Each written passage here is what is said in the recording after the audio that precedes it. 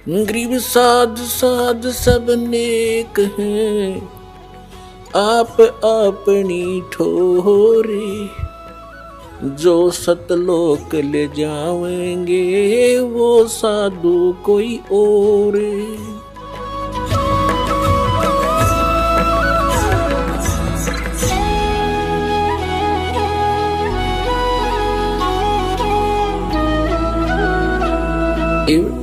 पूज्य परमात्मा होते हैं और गुरुदेव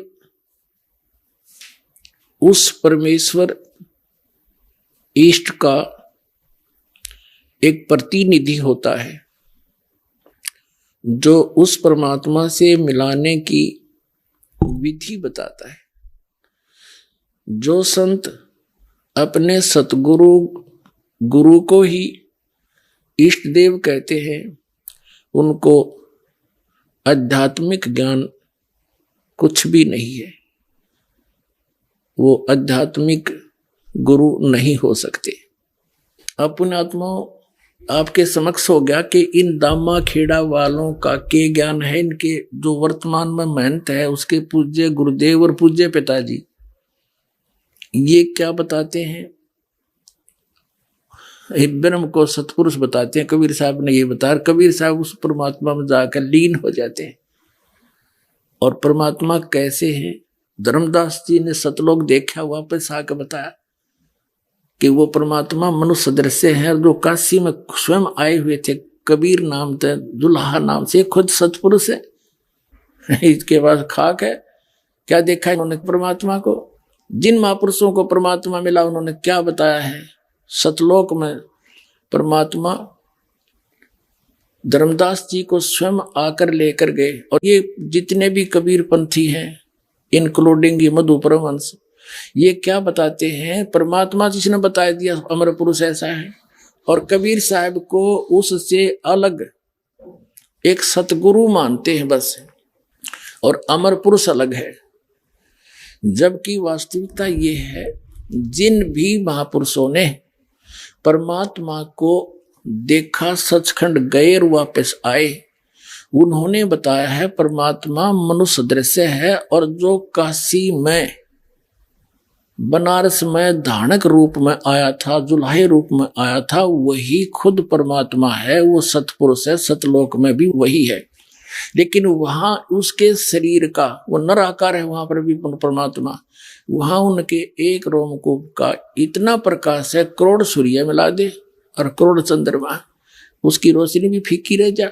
और यहां जब आते हैं वो तीसरी सतिथि में, वो एक सतगुरु, एक संत, जिंदा महात्मा का रूप बनाकर आए हैं। जैसे कलयुग में विशेषकर जिंदा महात्मा के रूप में आते हैं। जिंदा महात्मा कैसे होते हैं? फक्कड़ फकीर होते हैं।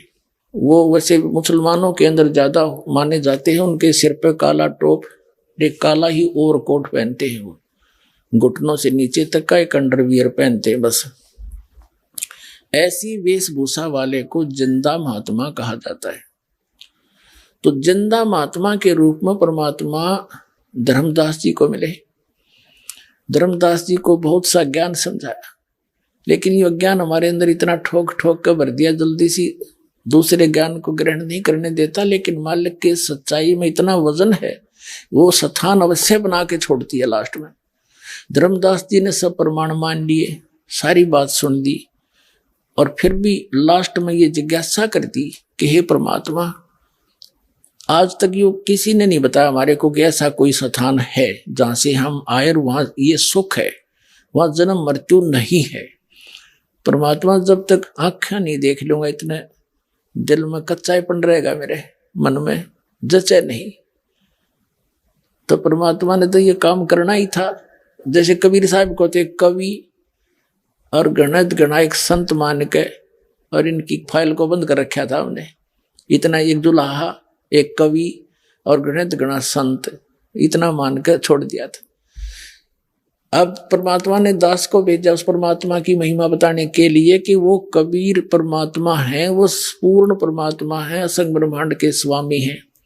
अब दास अकेला कहे तो किससे कहना? जब ये प्रमाण दिखाएगा, वेदों में वही प्रमाण, और जिन महापुरुषों ने परमात्मा का साक्षात्कार हुआ, उन्होंने जो अपना अनुभव बताया, उसमें वही प्रमाण। फिर कैसा है भगवान, तो आप पे समझ में आ जाएगा।